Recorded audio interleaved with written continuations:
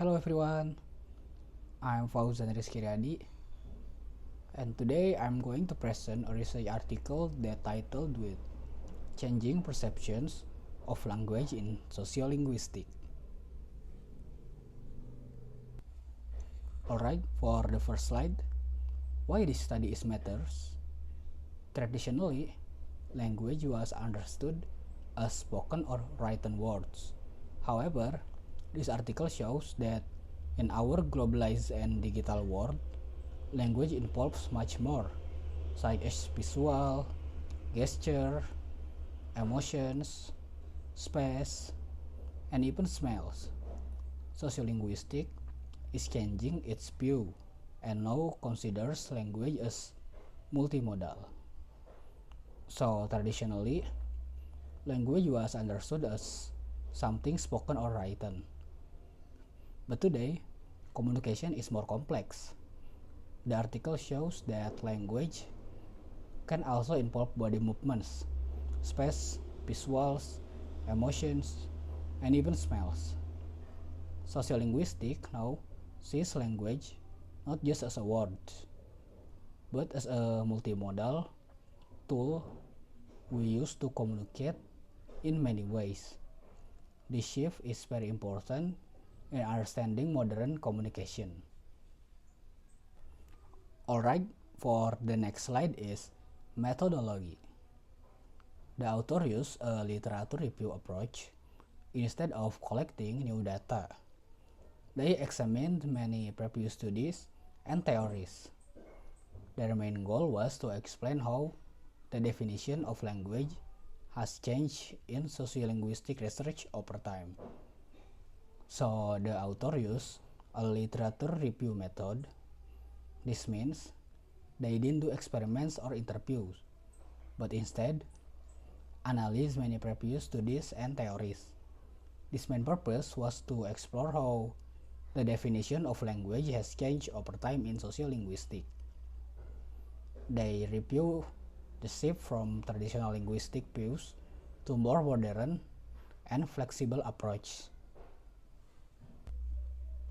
Alright, next is concept of language. In earlier theories, Saussure introduced the idea of language and parole, and Chomsky discussed competence and performance. These views treated language as a system of rules without much connection to real life use.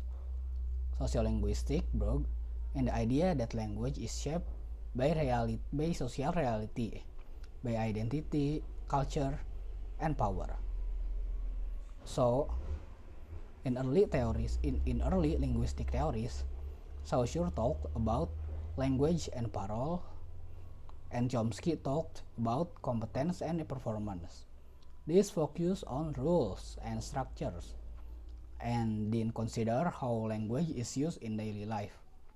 But sociolinguistics added a new perspective. Language is connected to identity, power, and culture. It is shaped by the society around us. Alright, so we're still in the old concept of language.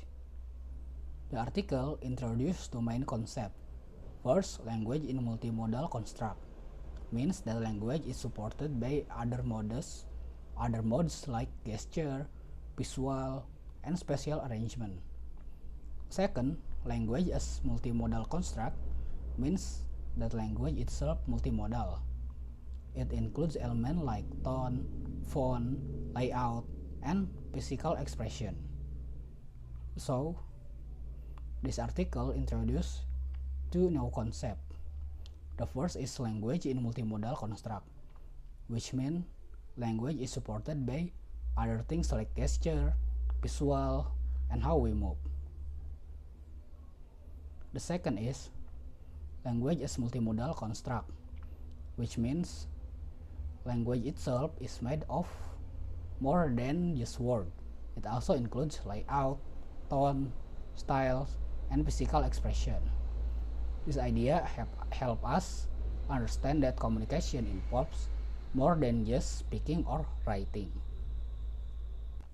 Alright, next is examples from past studies. AGA 2003 show how action and clothing create meaning together. Eckert 2008 studied teenagers who use fashion and slang to express identity.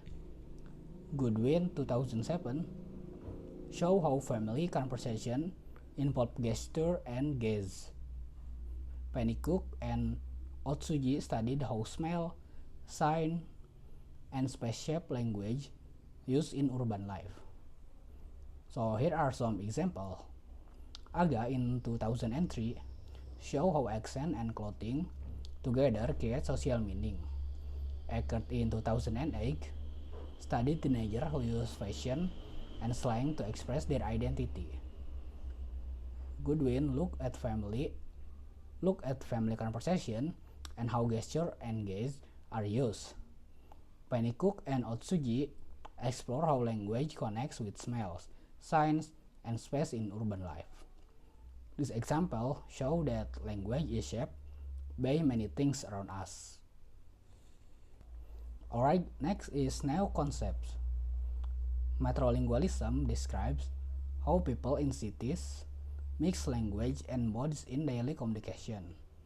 Polylanguaging refers to using pieces of different language, even emoji or stylized words like shark. This practice shows how language is flexible, creative, and shaped by real-world context. So, metrolingualism is when people in city mix language and styles to communicate. Polylanguaging is people when use part of many language like emoji or funny spelling such as shark. This shows that language is creative and flexible. It's no longer just about grammar. It's about expressing meaning in real-world situations. Next is critical reflection. This article provides an update, deep perspective on language. It is strong in theory and shows how language connects to life.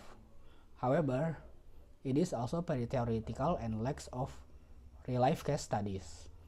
I believe the ideas could be applied better in multilingual contexts like Indonesia or language classroom. And I think this article gives a fresh and modern view of language. It shows how language is used in daily life and how it connects to culture and identity. But I also think the article is very theoretical. It would be more useful if it had more real-life case studies, especially from countries like Indonesia. This theory could help us improve how we teach and understand language in our own community. Last is final thoughts. Language today is not just about speaking or writing. It includes how we move, how we design text, how we sound, and even the space we are in. Sociolinguistics is now focusing on languaging, the way we use all types of communication research to express meaning society.